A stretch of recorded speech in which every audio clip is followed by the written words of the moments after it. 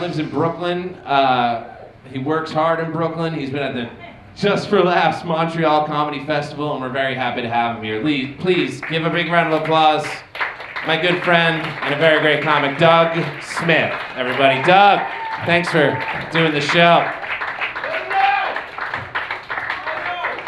We almost lost him. This was almost his last show. Greg Johnson, everybody, come on. Man of the hour. I can hear it. You guys still got some juice? I'm the last guy. You can go home after me.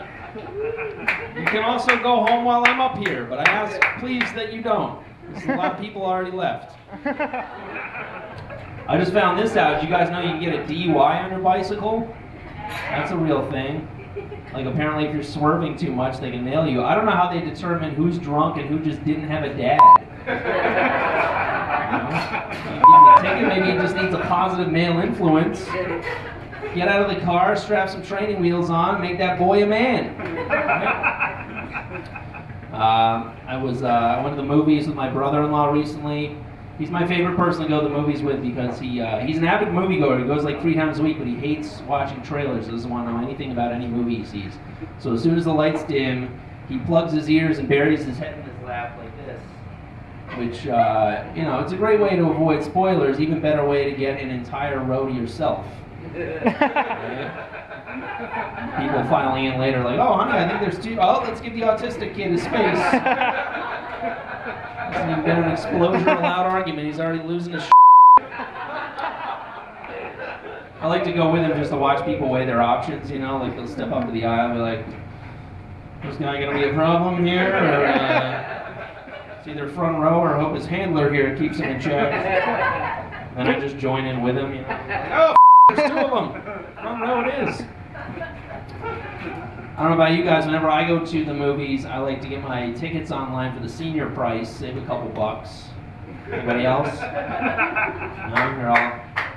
You're all rich kids, huh? Okay. I've been doing it for years. It helps if you look the part. You know, I wear my best pleated khakis and orthopedic sneakers. But I only got caught one time, and the usher was like, sir, these are senior tickets. I was like, yeah, I know. He's like, well, sir, you're not 65. I was like, flattery will get you everywhere. You are too kind. All right, you want to see my ID? Where the hell is that thing? I am getting on in years. This is the flight to Cincinnati, right? I am looking forward to getting older. I'm starting to get a little gray hair on the side. Most guys freak out when they start going gray, right? I'm actually really excited because that just means I'm one step closer to being cast as the Silver Fox bass player in a Viagra commercial jam band. You know that guy, right? I got it all mapped out. I'm gonna I'll pop a couple pills, bust a funky solo with the bass a little further out than usual. You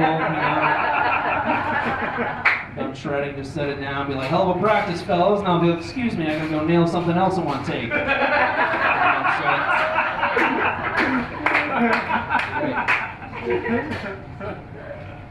Right, you guys are back. My dad told me a story last week. He told me that when he was 10 years old, his mom caught him smoking a cigarette, and so as punishment, she made him smoke the entire pack right there in front of her. And from that day forward, he was addicted to nicotine. That's how that works. I would never do that to my kid if I caught him smoking. I'd probably just give him an e-cigarette, you know, be like, try to look cool now. Sucking on that skinny glowing robot. I have 2 adopted siblings. I have a brother who's half Japanese and a sister who's half Indian. So all of our photos together look like an ad for a community college. They're both older than me though, so I never got to break the news to them that they were adopted, which that like defeats the whole purpose, right? Like, no parent wants to break that news to their kid, but what kid doesn't want to break his sibling's heart, right? One time we got in a fight, I was like, guess what? You're adopted. They were like, guess what? Mom wanted us. Even my mom was like, point goes to the foreigners. So you're all right, but we pay good money for these 2. A little bit more about my dad. My dad lost an eye in a barbecuing accident before I was born. It's a common mishap, right? He was flipping burgers with a 2-pronged barbecue fork, slipped out of his hand, popped him in the eye. lost the eye. Obviously should have used a spatula, but as he likes to say, hindsight's 20.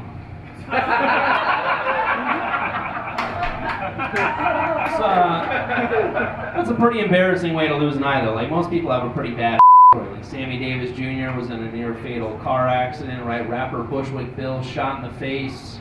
Peter Smith, Labor Day cookout, doesn't like to talk about it. But it's just meant he could never get away with saying typical dad stuff. You know, like one time I was in the car, he was like, "Get your seatbelt on, I got eyes in the back of my head." I was like, "Nah, ever think about letting the front of your head borrow one?"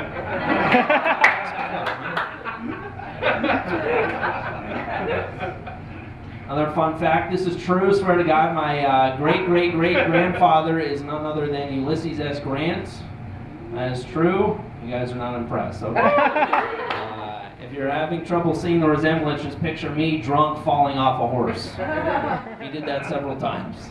He also died a penniless drunk, which I definitely got on lock. But his accomplishments are pretty impressive, right? Like, he was a decorated general, defeated the South, won the Civil War, right? I once spent an entire game of laser tag shooting the wrong team. He, of course, went on to become president and the face of the $50 bill, and I have to see his disapproving look every time I buy drugs. Making the man proud.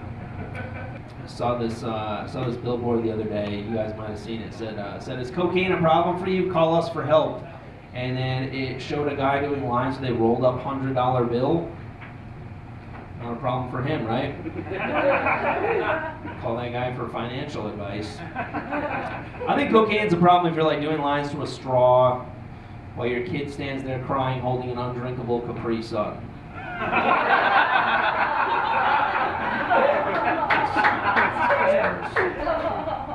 It's bad parenting right there.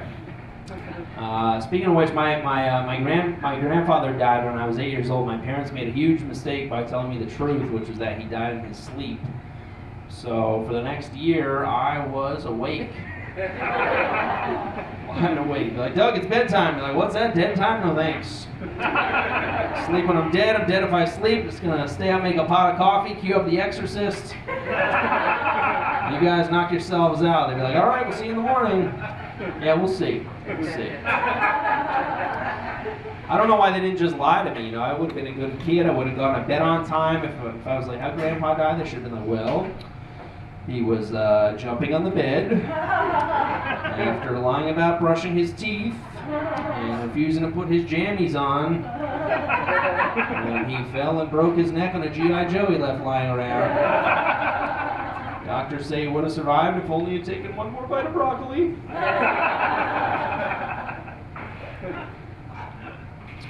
I'll tell you guys about the first time I ever smoked weed was out of a soda can. Anyone else? All right, that's the way to do it. A lot of people don't get high their first time smoking. I definitely did. I don't think it was the weed so much as aluminum and paint. That'll do the trick, right? But I was at my buddy's house. I was like 19, and I was like, "Dude, don't you have like a bomb or a joint or something?" He's like, "No, man, if my mom finds out I'm in hot water." I was like, "What do you think she's going to think this is?" Like, she's going to walk into his room and be like, "Geez, Jason loves drinking Sprite so much, when he's done drinking a can, he punches holes in the side of it to suck out the last few drops. And when the can is bone dry, he gets so angry there's no more Sprite, he tries to set the can on fire." Kid loves Sprite. I got a big fight with my lady the other day, and this being said, sometimes I wish you were a man so I could punch you in the face. Which is the meanest thing she's ever said to me. It's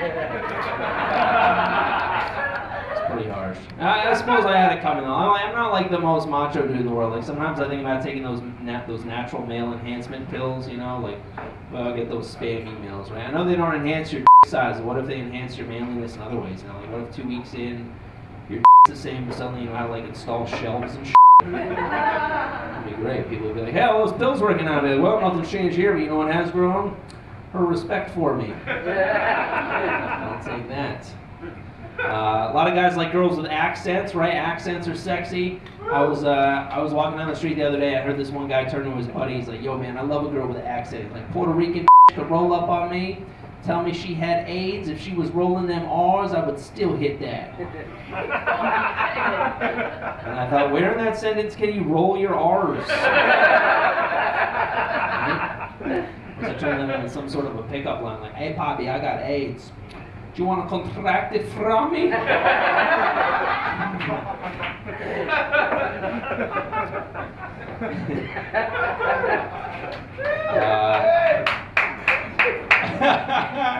I thought that was someone else, and I was like, oh, all right, they're into me, and I thought it was great, and I was like, I'll take